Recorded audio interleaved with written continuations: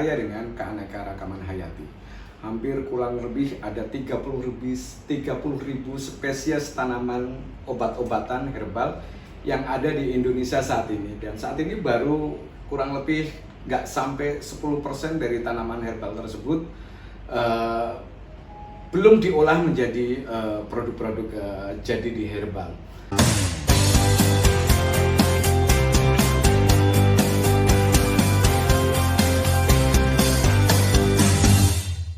Selamat sore, salam sejahtera, salam sehat.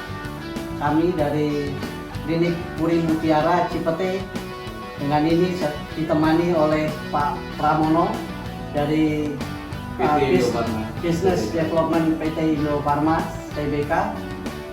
Sore ini kami akan mengulas mengenai makin banyaknya penggunaan obat-obat tradisional di masyarakat.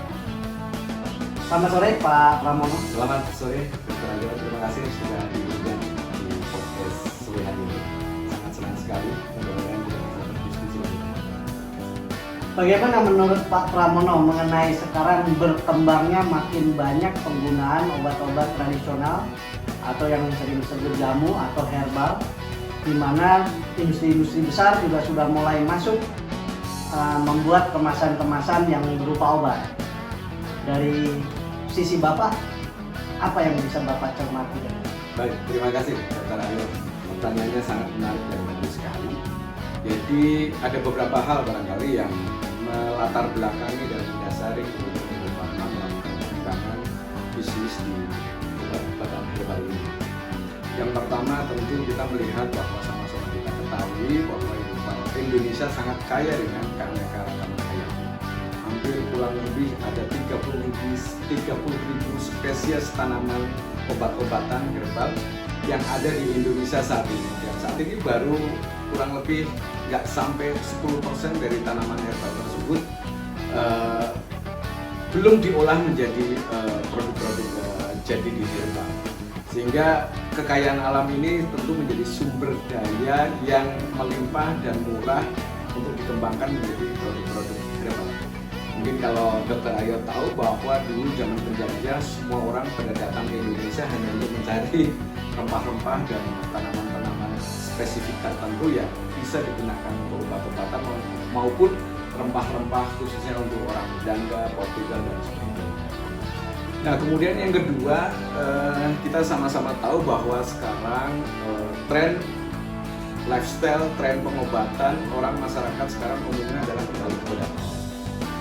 Kenapa mereka melakukan pemilihan semacam itu? Tentu didasari seperti kita ketahui bahwa penggunaan obat-obat yang berbahan baku kimia di dalam jangka panjang ini tentu akan memberikan dampak terhadap penurunan daripada fungsi-fungsi organ tubuh. Nah, kesadaran semacam ini sudah dimiliki oleh masyarakat.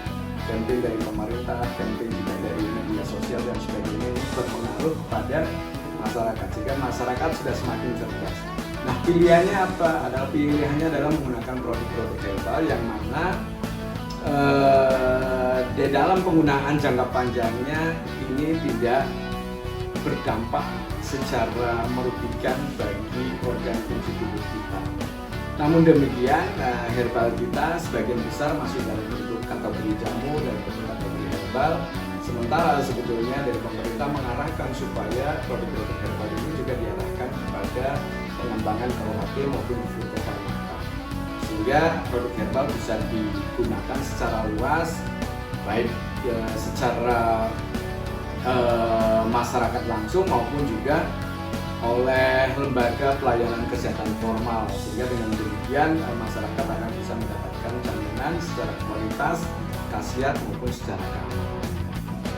Dan berikutnya tentu kita sama-sama tahu bahwa Indonesia juga jumlah penduduknya sangat besar, spending budget kesehatannya juga cukup tinggi.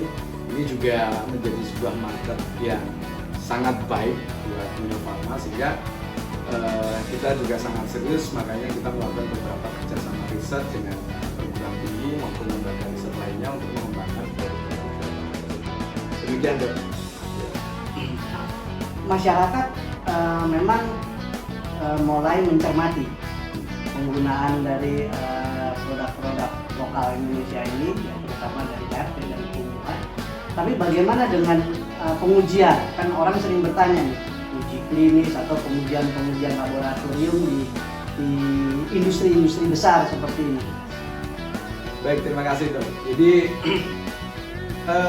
kebanyakan industri herbal saat ini, kalau pelaku industri herbal ada beberapa layering, ada yang sifatnya adalah industri kecil obat tradisional, ada kemudian industri menengah obat tradisional, dan ada industri obat tradisional. Nah, kalau yang sifatnya masih kecil UMKM memang mereka tidak melakukan riset yang kaitannya apakah dengan preklinik ataupun juga dengan uji di klinik, tetapi mereka berbasis kepada literatur yang ada, misalkan ada di Formularium Herbal Indonesia, ataupun juga berdasarkan dari resep turun-temurun yang mereka dapatkan, apakah dari resep keraton ataupun juga dari daerah-daerah tertentu, sehingga mereka mengembangkannya itu masih dalam bentuknya adalah jamu, sehingga belum diolah menjadi produk-produk yang ada uji-uji toksikologinya, kemudian ada uji prekliniknya dan sebagainya.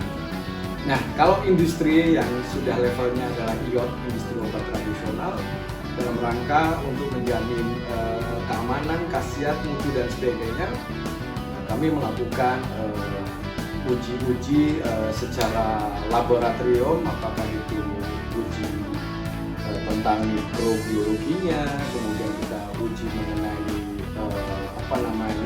standarisasi ekstraknya, kemudian kita melakukan uji stabilitas daripada si produk jadinya gitu loh. Nah, ini yang sebetulnya oleh kami di industri melakukan hal-hal semacam itu dalam rangka untuk menjamin kualitas daripada dan keamanan dari produk tersebut pada masyarakat. Baik, itu tadi penjelasan dari Pak Pramono dari PT Indofarma Tbk mengenai obat tradisional. Selamat sore, sampai jumpa di yang akan datang.